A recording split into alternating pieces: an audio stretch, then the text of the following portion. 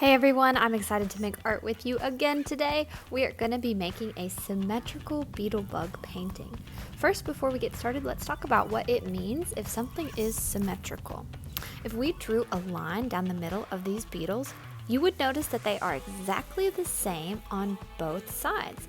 Actually, lots of insects show this bilateral symmetry, where the left and the right sides are mirror images. So if we folded these bugs in half, they would match up perfectly.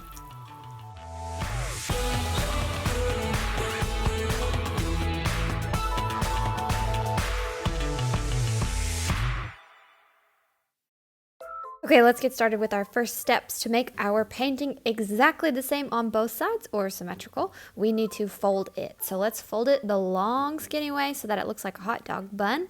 Match up the edges as best as you can, but it doesn't need to be perfect. Once you've folded, you can open it back up.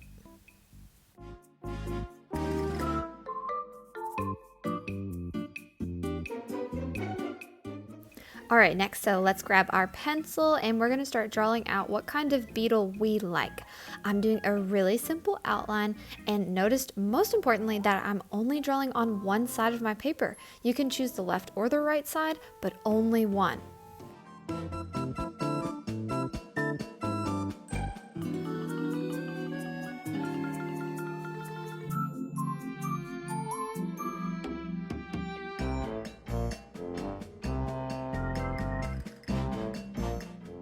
Next step is my favorite. It's like a little symmetry magic trick. So using your paintbrush, I'm going over top of my pencil lines. It's okay to get a lot of paint on your brush because we want that paint to be wet. Once you've painted just a little section on one side of your paper, we're gonna fold it over.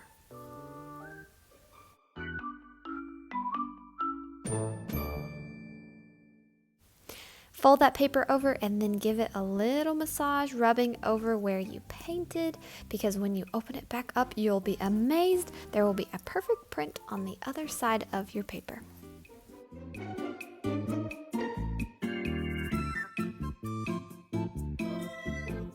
Let's keep going over top of our pencil lines with that same process, using our black paint just a little section at a time, folding our paper, then giving a massage to print onto the other side.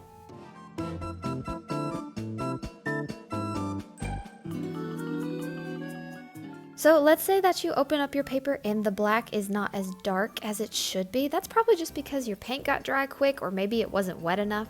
It's okay to go back over top of it, refold your paper, and try it again.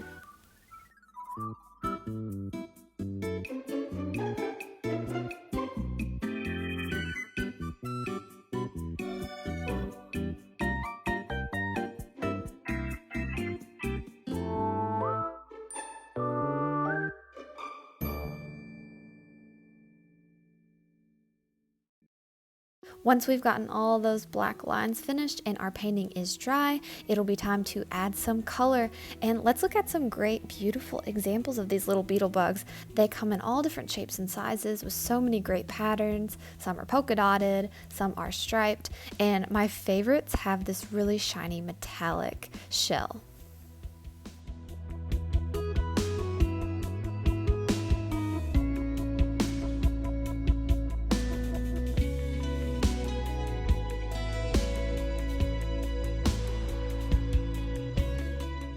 Pick out a color scheme that you like for your beetle. I'm going with blues and greens. I like these cool colors. And remember, our beetles are symmetrical, so whatever kind of pattern you do on the left side of your beetle, you're gonna wanna do that on the right side as well. We've also got these really wonderful metallic markers that we can use for some details today. I'm going to do some spots. I just want to remind you to be really respectful of our art supplies. Keep the tip nice, and I like to put the cap on the back of my marker so that it doesn't roll away. It's so important that when we're finished with these markers, we put the lid back on so that they do not get dried out. We're not pushing down and smashing the tip because I love a nice, fresh, and pointy Sharpie. So let's do our best to take care of these supplies because we share with all the artists at our school. That's a lot of artists, so let's be really mindful that we are caring for those art supplies.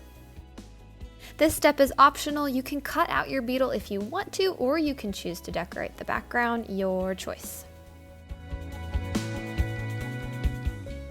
These are going to be so cool. I cannot wait to see what you make. Remember, you're the artist, so you make choices that make your art special, and most importantly, have fun.